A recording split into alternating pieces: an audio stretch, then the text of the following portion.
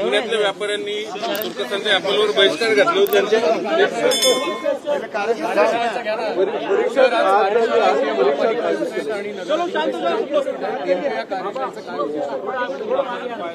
महाराष्ट्रामध्ये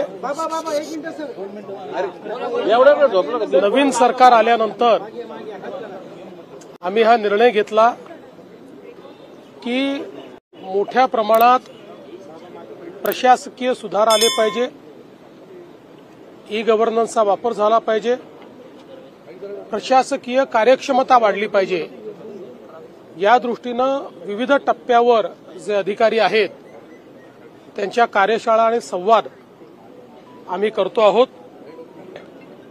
या सगळ्या पद्धतीमध्ये त्यांचे काही गट आम्ही तयार करतो आणि मी स्वतः एकेका गटासोबत 7-8 लोकांच्या एक तास त्या ठिकाणी चर्चा करून त्यांच्या अडचणी काय आहेत, आमच्या अपेक्षा काय आहेत, नवीन काय करता येईल असं विचार आम्ही करतो. एकत्रितपणे बसून त्याच्यावर विचार करतो, पुढचा एक अजेंडा ठरवतो.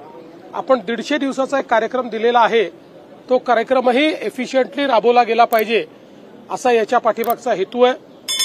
आमचा प्रयत्न असा आहे की सरकार म्हणून एक इन्स्टिट्यूशन तयार झालं पाहिजे. अनेक लोक चांगलं काम करतात, ते जोपर्यंत पदावर असतात तोपर्यंत काम राहतं, नंतर नवीन आल्यानंतर ते काम बदलून जातं. असं न करता एक इन्स्टिट्यूशन म्हणून बिल्टअप करायचा आमचा प्रयत्न आहे आणि त्या दृष्टीनं ही कार्यशाळा होते. याच्यानंतरही अनेक कार्यशाळा होणार आहेत. संवादामधून काही धोरणात्मक बदल सुचवतात? मी आता यापूर्वी जेव्हा महसूल परिषद झाली त्यावेळी 6 विभागांमध्ये विभागीय आयुक्त आणि जिल्हाधिकाऱ्यांचे गट तयार केलेले आहेत. त्यांना विषय नेमून दिले आहेत. त्या विषयांवर रिफॉर्मचा जो अजेंडा आहे त्याचे अहवाल ते सादर करणार आहेत. तसेच गट जिल्हा परिषद सीओंचे नेमून दिलेले आहेत आणि आता महानगरपालिकांचे तसे गट मी तयार करणार आहे. कारण आपण अनेक वेळा कन्सल्टंट अपॉइंट करतो, तेही महत्वाचंच असतं, पण कुठल्याही कन्सल्टंट्सपेक्षा जास्त ग्राउंडचं नॉलेज हे आमच्या अधिकाऱ्यांना असतं. फक्त त्याला चॅनलाइज करण्याची आवश्यकता असते आणि म्हणून त्यांचं जे काही इन्स्टिट्यूशनल नॉलेज आहे ते संकलित करायचं आणि ते स्टँडर्डाइज करायचं.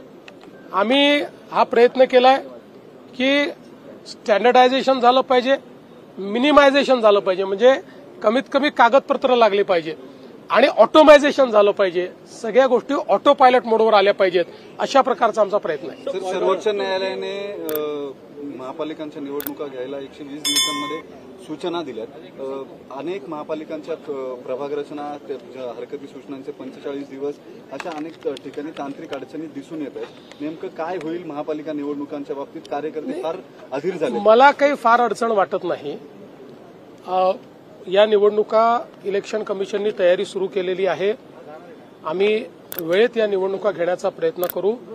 फारच जर मान्सून जास्त असेल तर ज्या भागात मान्सून जास्त आहे त्याच्याकरता इलेक्शन कमिशन आणि आम्ही जॉईंटली काही 15-20 दिवसाचं आवश्यकता पडली तर एक्सटेन्शन मागू, पण वेळेत या निवडणुका पूर्ण केल्याच पाहिजे असा आमचा प्रयत्न आहे. प्रभागावरनं काहीतरी मतभेद 3 कोणी 4. महाराष्ट्र काफी अग्रसर है, फिल्म इंडस्ट्री हो या फिर व्यापारी हो, वो बॉयकॉट तुर्की के फ्रेंच. देखिए, मैं उनको सभी को बधाई देता हूं. नेशन फर्स्ट ये हमारी भूमिका होनी चाहिए और देश के दुश्मनों को, और केवल देश के नहीं, मानवता के दुश्मन जिस बर्बरता के साथ हमारे लोगों को पहलगाम में मारा गया, इसी बर्बरता कोई अगर देश करता है और उसको कोई साथ देता है तो ऐसे देशों को भी सबक सिखाना जरूरी है. मुझे ऐसा लगता है कि अगर इस प्रकार से ऑर्गेनिकली लोगों में नेशन फर्स्ट की भावना तैयार हो रही है, मैं इसका स्वागत करता हूं. पुण्यातल्या व्यापाऱ्यांना धमकी आली आहे पाकिस्तानातून. तुर्कीचे सफरचंद लिलाव बहिष्कार टाकला होता. सुरुवातीनं ट्रेंडची सुरुवात झाली. पहिल्यांदा तर नेशन फर्स्ट ही भूमिका ज्या व्यापाऱ्यांनी स्वीकारली त्यांचं मनापासून अभिनंदन करतो. कारण हा केवळ भारतीयांवर हल्ला नव्हता. पहलगामला झालेला हल्ला हा मानवतेवर झालेला हल्ला होता आणि मानवतेच्या हल्लेखोरांना मदत करणाऱ्यांना नाकारणारे आमचे व्यापारी अभिनंदनास पात्र आहेत. त्यांनी काळजी करायची गरज नाही. पाकिस्तानात घुसून पाकिस्तान उद्ध्वस्त करणारा भारत आहे आणि आता तर न्यूयॉर्क टाइम्सने सॅटेलाइट इमेज सहित पाकिस्तानचं सत्य बाहेर काढलेलं आहे. भारताला नखही ते लावू शकले नाही, पण त्यांना कसं आम्ही उद्ध्वस्त केलं. त्यामुळे कोणाच्याही पोकळ धमक्यांना भीक घालण्याची आवश्यकता नाहीये. सगळ्यांना आम्ही प्रोटेक्शन देऊ. नेशन फर्स्ट या भूमिकेवर सगळ्यांनी अडिग राहावं. मराठा आरक्षणाची सुनावणी जलद गतीने व्हावी यासाठी सुप्रीम कोर्टाने खंडपीठ स्थापन करण्याचे आदेश दिले आहेत. मी देखील तो निर्णय नुकताच समजून घेतलेला आहे. आमची त्या संदर्भात तयारी आहे. खंडपीठ हायकोर्टाने त्या ठिकाणी स्थापित केल्यानंतर जी काही सरकारची बाजू आहे ती अतिशय भक्कमपणे आम्ही मांडू. सर, तुम्ही आता जसं म्हटलं की वेळेत महापालिका किंवा स्थानिक स्वराज्य संस्थांच्या निवडणुका होतील, मात्र महायुती म्हणून ही स्वबळावरती तुमची काय नाही, आम्हाला या निवडणुका महायुती म्हणूनच लढायच्या आहेत. आम्ही तिघजण एकत्रित आहोत. आमची महायुती आहे.